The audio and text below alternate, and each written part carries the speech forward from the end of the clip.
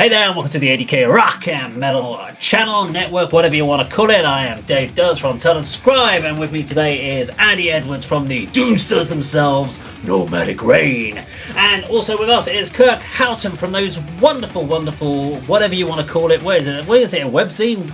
Web channel? Thingy? Music publication. Music publication. Online music Screen Blast Repeats. I don't know, I've never looked at it, but no one has. I'm rising into the void.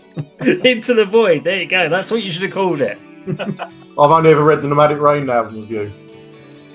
Have you never read that? 6 out of 10. It was too long, it was just far too long, Ant. 6 out of 10, wasn't it? Right, today we are back, we are doing a viewer request, and this is the day we are checking out Speed of Light, and the song is Teeth. This is from their Jump in the Van show, which is basically a series of songs they played in the concert format without a crowd there, so you get a really good sound.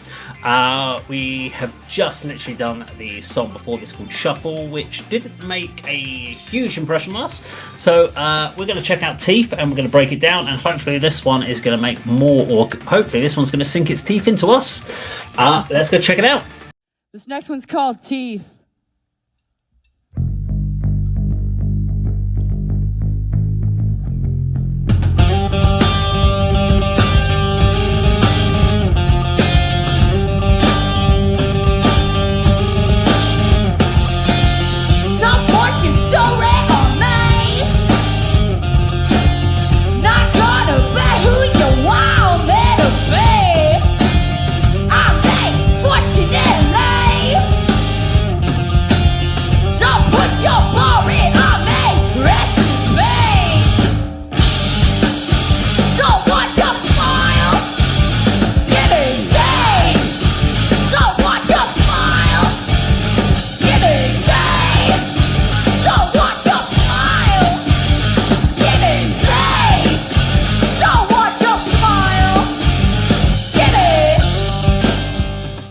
Okay, first chorus out the way. I'm going to throw Andy first to this one. See what your thoughts are on this. I think we have done this song. Well, we've either done this song here or I've done it on the Dave Does channel. But I have definitely heard this song and covered it. I've not heard about it because basically the commentary on this I'm going to talk about, because I'm sure we've said exactly the same things. Which is why I'm going to throw it to Andy first. I still don't recognise the band, so okay. Unless you sort of dig back through the archives and find it, then fair play. But I've got a feeling it's probably on one of your channels. But first of all, I want to say I like this format. As you say, it's like a live show, but without the audience, but with the same sort of setup. But what the band will take away from this is like half-hour collection of footage of various songs that they can use for distribution and promotion, and just keep for themselves to look back on and enjoy and perhaps take note of and improve certain areas. But the format is great. I'd love to do something like that myself.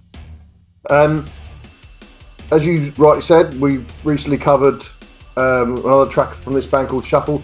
This is vastly different. The guitar tone doesn't sound as good. It sounds a little bit messy, in as much as they've had a tinker with the settings and whatever between songs. And you said on Shuffle, it seemed like he was obviously playing the odd note one too many in certain parts, and I agree with that. There's some superfluous notes in that sort of opening riff. Yeah. I like Riley's vocals on this. There's obviously more aggression, more angst. And the whole track seems to have that kind of feel to it. And in as much as the last section we heard, I don't know if it is the chorus, it's got a sort of Rage Against the Machine kind of vibe to me. So immediately I'm enjoying this more than the previous track.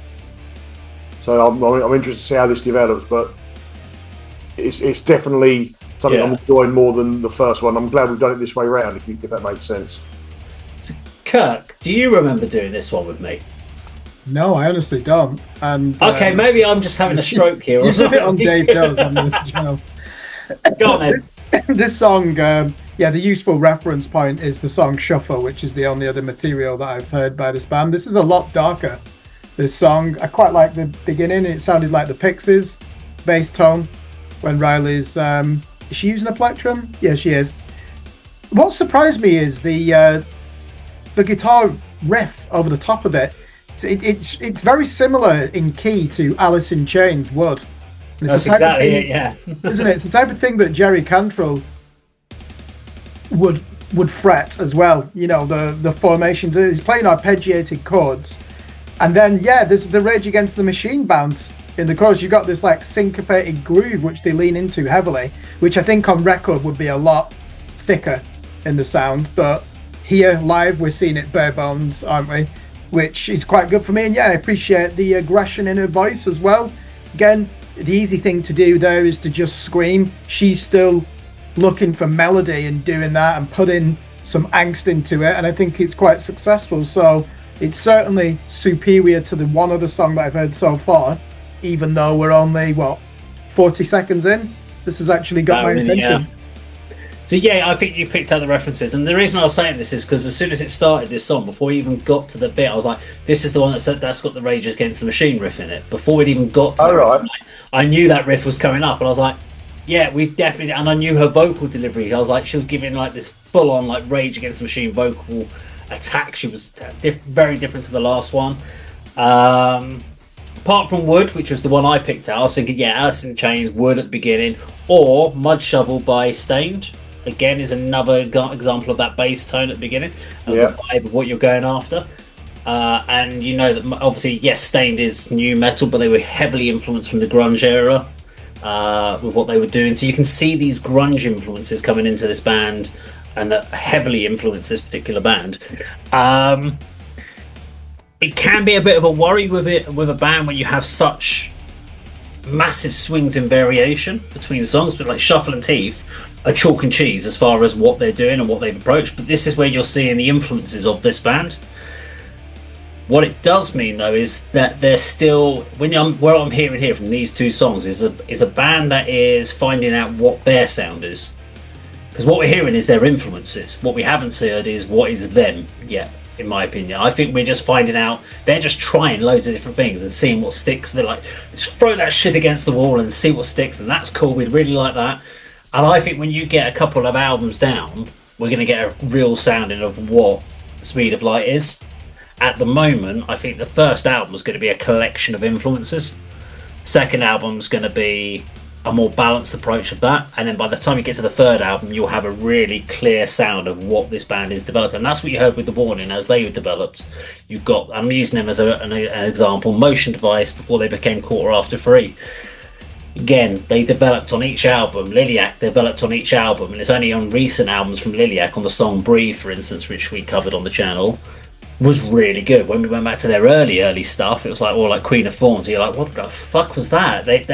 You just sound like you're doing a Dio cover, even though it's an original song. You haven't found your own voice yet, and that's what I'm hearing here. It sounds really cool, and it is their own song, but it's just littered with all the influences of who they are, of who influences them. There are two other songs that we are going to cover at some other point coming up off of this performance, so we will do those as well and see how much of a change it is over each of these, their set, for instance. But Andy's going to say something now.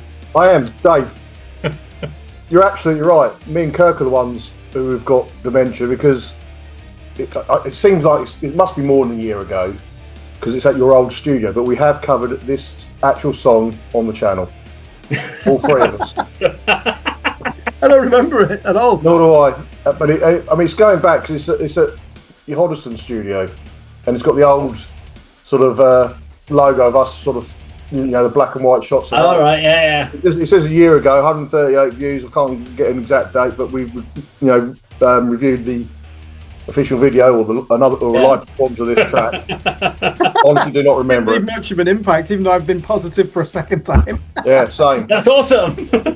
We'll have to do a review video comparing our old video and see how close we got. See if we said the same things. Right, well, let's keep going then. Let's go to the end of this one, and then we'll talk about the song as a whole at the end. Let's go.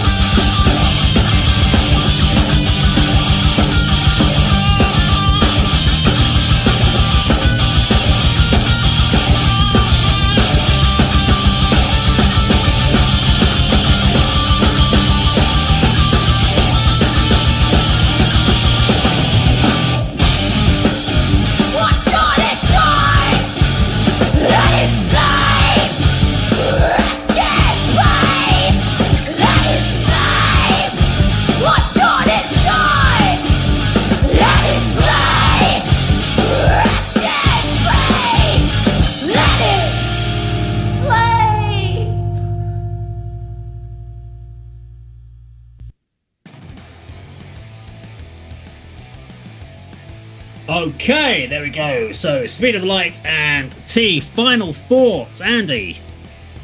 I think that section that we watched, particularly that sort of instrumental break, sort of shows where, in a lot of cases, a sort of second guitar playing a sort of rhythm track would really fill out that song, because they did sound a little bit weak, especially when he's doing like the single note bits.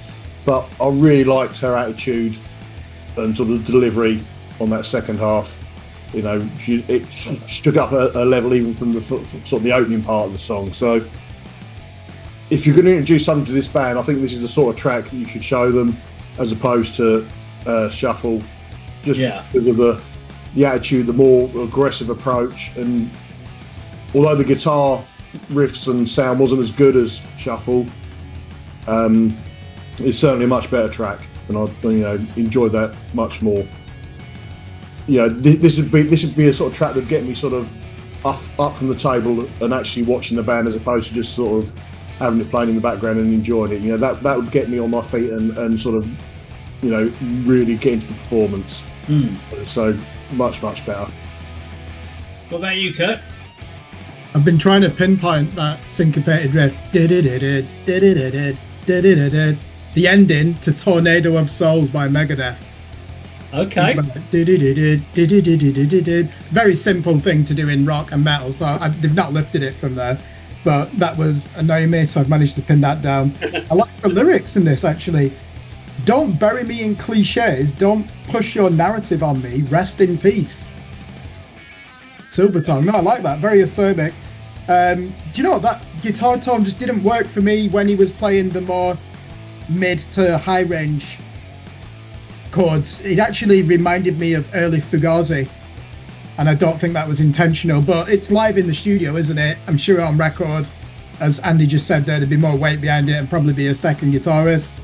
And good to see Riley abandon all restraint in the mid late. There's no audience there yet. She's on her knees.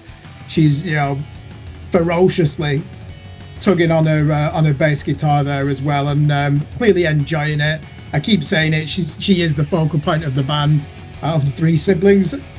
And then just one other thing, a bit of an Easter egg she put in there. She kept almost tempting a death metal phonation. Yeah. Of the chorus, didn't she? Which was impressive. So there's no doubt she could probably do those harsh vocals as well. She's got a real good husky, bluesy voice with a lot of soul in there. Certainly in that other song that we covered, Shuffle. But this is far superior. I'm just shocked I don't remember it that we've actually reviewed this before, because that makes me look like I'm insincere and I can't have enjoyed the original. Well, I've enjoyed this and I will remember it now.